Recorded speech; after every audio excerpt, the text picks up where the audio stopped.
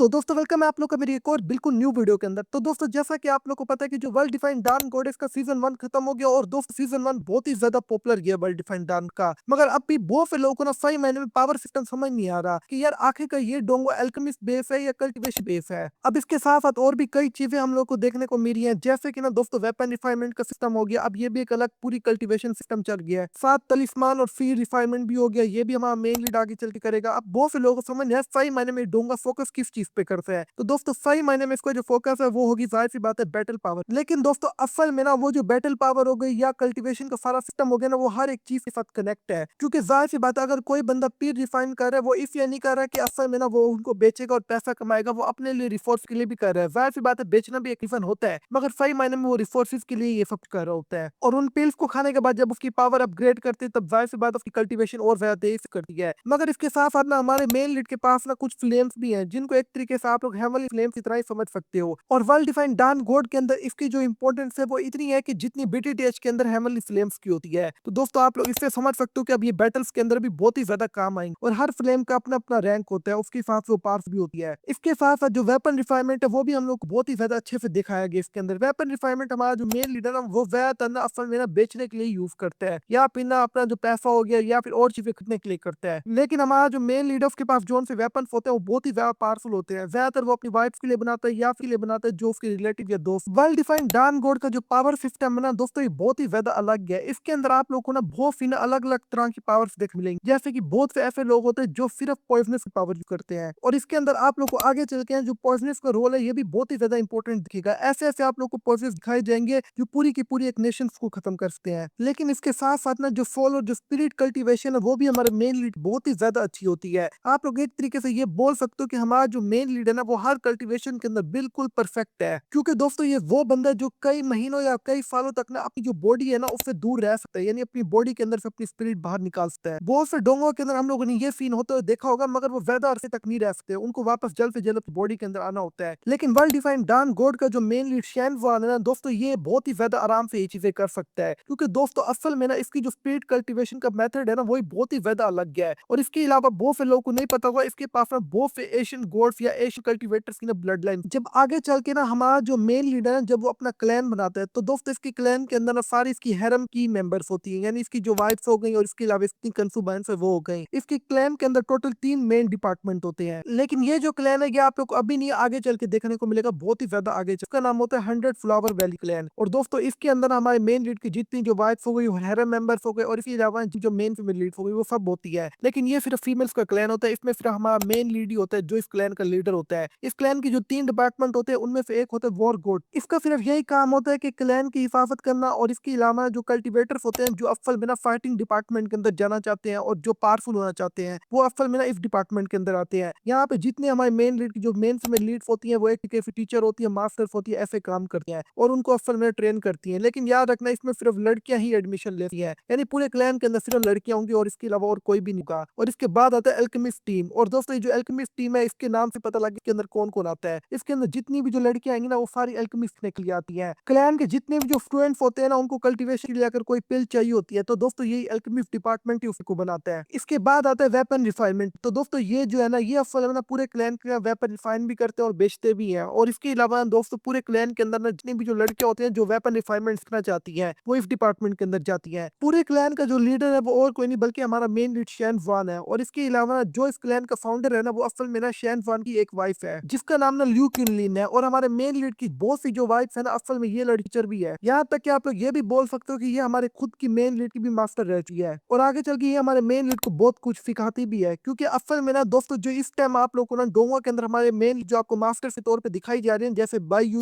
और इसके अलावा ना फूमी याओ, ये दोनों हमारे मेन लीड की मास्टर के तौर पे इस टाइम आप लोग को डोंगा के अंदर दिखाई जा रही है। मगर इनकी भी जो मास्टर है ना वो असल में यही ल्यू क्विनलिन है। बहुत से भाई लोगों ने ये भी पूछा था कि शैन वन कौन कौन से लॉ ऑफ का ना इस्तेमाल करते हैं। तो दोस्तों असल में ना शैन वन के पास ना 2 लॉ है, एक लॉ ऑफ टाइम है और एक लॉ ऑफ स्पेस है। ये दोनों मेन लॉ है शैन वन के पास और आगे भी हमें यही दिखाई देंगे। बहुत से लोग मुझे ये भी कहते हैं कि नहीं यार फ्लेम कभी ये यूज करते हैं, इसका मतलब है लॉ ऑफ फ्लेम भी है। नहीं दोस्तों असल में वो लॉ ऑफ फ्लेम नहीं है शैन वान के पास, बल्कि शैन वान के पास एक की हेमनली फ्लेम समझ लो वो है। इसके अलावा मेन सवाल ये भी है कि यार आखिरकार ना वर्ल्ड डिफाइंड डार्क गॉड का सीजन कब आएगा। तो दोस्तों अभी अभी तो सीजन 1 खत्म हुआ है, यानी कोई 1-2 महीने पहले। अगर दोस्तों वर्ल्ड डिफाइंड डार्क गॉड की हम लोग बात करें ना तो दोस्तों मुझे लगता है इसका सीजन और कुछ नहीं ना कम से कम कम 2-3 महीने देर से और आएगा। ये है कि अगर आप लोगों की फिर डोंगो का अंदाज़ा लगाना है कि यार इसका अगला सीज़न कब रिलीज़ होगा, तो दोस्तों इसकी 2 मेन चीज़ें होती हैं। या तो उस डोंगो का कोई ना कोई ट्रेलर रिलीज़ हो या फिर ना उसके बारे में कोई ना कोई इन्फॉर्मेशन स्टूडियो की तरफ से आती रहे। फिर जाके हम लोग को अंदाज़ा लग जाता है कि अभी मेरा जो डोंगो टीम है वो एक्टिव है और कुछ महीनों के अंदर-अंदर हो सकता है कि हम लोग को इसका सीज़न 2 भी देखने को मिल जाए। इस वजह से दोस्तों मुझे लगता है 3-4 महीनों के अंदर-अंदर इसका सीज़न 2 भी आ जाए। अभी खैर स्टूडियो तो ये कह रहा है कि हो सकता है कि 30 या 30 प्लस एपिसोड्स हम लोग को देखने को मिल जाए सीज़न 2 के अंदर। लेकिन दोस्तों ये तो फ्यूचर में पता चलेगा। मैं उन लोगों को ना ये डोंगो ज़रूर रिकमेंड करूँगा जो कल्टीवेशन बेस्ड डोंगो देखना चाहते हैं। दोस्तों वाक़ई में ये उनके लिए खज़ाने से कम नहीं है। इसके अंदर आप लोग को हर टाइप की कल्टीवेशन देखने को मिलेगी। बहुत सी तरह की कल्टीवेशंस आप लोग देख सकोगे। यहाँ तक कि इस डोंगो के अंदर पॉइज़नस के भी लेवल होते हैं कि यार ये पॉइज़न इतना खतरनाक लेवल के इतने खतरनाक है। और अगर आप लोग को लगता है ना कि फाइटिंग सीन की एक्शन की कमी हुई क्योंकि हैरम बहुत ज़्यादा बड़ा है, तो दोस्तों ऐसा सवाल ही आपको पैदा नहीं होगा आगे चलूँगा। क्योंकि असल में दोस्तों इसके अंदर बहुत ज़्यादा फाइटिंग सीन्स आप लोग को देखने क्योंकि हमारा मेन लीड इतना ज़्यादा बड़े वाला कमीना है, छोटी-छोटी बात पे ना किसी को गुस्सा दिलवा देता है। और ये मैं अभी नॉवल के हिसाब से बता रहा हूँ। हो सकता है कि डोंगो के अंदर आगे चल के कुछ चेंजिंग हो या और ज़्यादा आगे चल के चेंजिंग होती रहे। लेकिन दोस्तों नॉवल बहुत ज़्यादा ज़बरदस्त था। अगर हम लोग ना मार्शल स्किल्स की बात करते हैं ना, तो दोस्तों स्किल्स तो आप लोगों को पता है कई सारी हमारे मेन लीड ने वक़्त के साथ एक्टिवेट किया और इसको कई सारी टेक्निक मिलती है। क्योंकि दोस्तों जैसा कि आप लोगों को पता है हम लोगों ने स्टॉर्म किलिंग फीस्ट टेक्निक देखी शुरुआत में बिल्कुल। फिर heavenly tiger storm killing feast देखी है। इसके अलावा शॉकिंग हेवनली पाम आप लोग आगे चल के देखोगे। इसके अलावा प्रोफाउंड अवूर फिंगर देखोगे आगे चल के। इसके अलावा और भी कई फाइट टेक्निक्स हैं। ड्रैगन फ्लेयर 7 किलिंग कट देखोगे आगे चल के। दोस्तों ये तो बिल्कुल शुरुआत के लेवल की टेक्निक्स है। आगे चल के तो आप लोग को बिल्कुल बहुत सी टेक्निक्स देखने को मिलेंगी और दोस्तों एक से बढ़कर एक टेक्निक आ गया है। यहाँ तक कि बहुत से जो लोग होते हैं ना वो स्पिरिट पावर और या क्यू पावर कल्टीवेट करते हैं। तो दोस्तों हमारा जो मेन लीड है ना इसका जो क्यू कल्टीवेशन है इसमें भी कई सारी आप लोगों ने इस डोमो के अंदर टेक्निक्स देखने को मिलती है उससे रिलेटेड। लेकिन इसके साथ साथ ना क्यू कल्टीवेशन यानी क्यू रिफाइनमेंट के भी लेवल होते हैं अपने। उस लेवल पे जाने के बाद ना एक बंदा और ज्यादा तेजी से ना आगे चल के ना क्यू रिफाइन कर पाता है। डोंगो के अंदर आप लोगों ने ना 4th ओपनिंग वेन तक देखा होगा जहाँ पे ना हमारा जो मेन लीड है वो क्यू रिफाइन कर सकता है। ये चौथे नंबर पे आता है। इसके अलावा स्पिरिट और सोल कल्टीवेशन को तो मैंने बताया मगर साथ साथ बॉडी कल्टीवेशन भी है इसके अंदर। लेकिन ये बहुत सी जो चीजें है ना ये आगे चल के आप लोग ना तब भी देख पाओगे जब हमारा मेन लीड ना ऊपर वाली रीलम में जाएगा। और अगर मैं आप लोगों को ना इस वर्ल्ड के बारे में समझाऊं ना तो दोस्तों इस वर्ल्ड में टोटल 3 रीलम्स होते हैं। एक तो वो रीलम है जिसमें इस टाइम ना हमारा जो मेन लीड है वो सीजन 1 के अंदर हम लोग को दिखाया। उसके बाद एक और रीलम आएगा जो अपर रीलम है उसको हम लोग सेकंड रीलम बोलते हैं। उसके अंदर भी बहुत से पावरफुल कल्टीवेटर होते हैं जो इमोर्टल लाइक फिगर्स होते हैं। और उसके ऊपर एक और रीलम भी आता है तीसरा रीलम। वहां पर बियो और फूमिया वगैरह वहां से है असल और उसमें सबसे ज्यादा पावरफुल लोग रहते हैं। और सही मायने में जो असल खतरे हैं वो हमारे मेन लीड को वहीं पे जाके मिलेंगे। और सही मायने में हमारे जो मेन लीड का जो नाम होता है ना वो हर जगह फैलने लगता है। वो असल में तीसरे रीलम में ही जाके होता है। वैसे दूसरे रीलम में भी हमारे मेन लीड का नाम काफी मशहूर होता है कि एक नंबर वाला कमीना बंदा है और हर कल्टीवेटर की नाक में दम करके रखा हुआ है। लेकिन तीसरे रीलम में ना हमारे मेन लीड का ना एक स्टेटस भी बन जाता है जरा। वहां पर फिर आगे चल के ना हमारे मेन लीड को सही मायने में खतरों की डिटेल भी मिलती है और इसके अलावा फूमिया और बियो का बैकग्राउंड भी सही मायने में जानता है। अगर मैं आप लोगों को सीधी बात करूँ ना तो दोस्तों जिन लोगों को सही मायने में कल्टीवेशन बेस्ड डोंगा देखने या नॉवल देखने हैं वो एक दफा इस डोंगा को जरूर चेक करें। सीजन 1 को अगर आप लोग ऐसा समझ लो कि यार ये फारिग है तो दोस्तों अब शुरुआत भी नहीं हुआ सही मायने। और बहुत से ऐसे सीन है कि जो असल में डोंगा वालों ने कट किए जो नॉवल में थे लेकिन डोंगा वालों ने अपनी ऐसी मारी है भी। वैसे मैं एक बात बताऊं आप लोग को मैंने जितना सीजन 1 डोंगा का देख लिया ना पूरा मुझे एक चीज का पता लग गया अभी तक। सीजन 1 के अंदर इन लोगों ने मांगा वालों से ज्यादा गंद मारा है क्योंकि मांगा वालों ने फिर डोंगा की निस्बत कुछ ज्यादा ना स्टोरी लाइन ना असल में नॉवल से मैच करने की कोशिश है। मगर जो डोंगा वाले इन लोगों ने तो ज्यादा अपनी तरफ किया है काम। हो सकता है कि सीजन 2 के अंदर ना हम लोग को ना वापस से ना जो स्टोरी है ना वो नॉवल के हिसाब से दिखाई जाए। मगर सीजन 1 की जो स्टोरी लाइन है ना वो नॉवल से ज्यादा अच्छी आ गया है। यानी जो डोंगा वाले हैं ना इन लोगों ने ना अपनी एफिशिएंसी कुछ ज्यादा ही मार दिया है। लेकिन दोस्तों अगर आप लोग मांगा की एक्सप्लेनेशन बिल्कुल सही से ना सुनना चाहते हो ना बिल्कुल डिटेल के अंदर तो दोस्तों उसको मैं खुद भी एक्सप्लेन कर रहा हूँ और वो आपको मेरे थर्ड चैनल पे मिल जाएगी। मांगा की पूरी प्लेलिस्ट बल्कि मैं इसी वीडियो की एंड स्क्रीन पे लगा लूंगा। आप लोग साइड पे क्लिक करके खुद देख। इसके अलावा अगर आप लोग ना सराउंडिंग द हेवन और इसके अलावा ना परफेक्ट वर्ल्ड की कंपैरिजन के ऊपर एक वीडियो देखना चाहते हो ना तो दोस्तों उसके ऊपर मैंने एक वीडियो बना के रखी है और वो जो वीडियो वो आप लोगों को ना इसी वीडियो की एंड स्क्रीन पर होगी। तो दोस्तों मैं मिलता हूँ आप लोगों से बिल्कुल एक और न्यू वीडियो के अंदर। तब तक के लिए आप लोग अपना अच्छे से ख्याल रखना।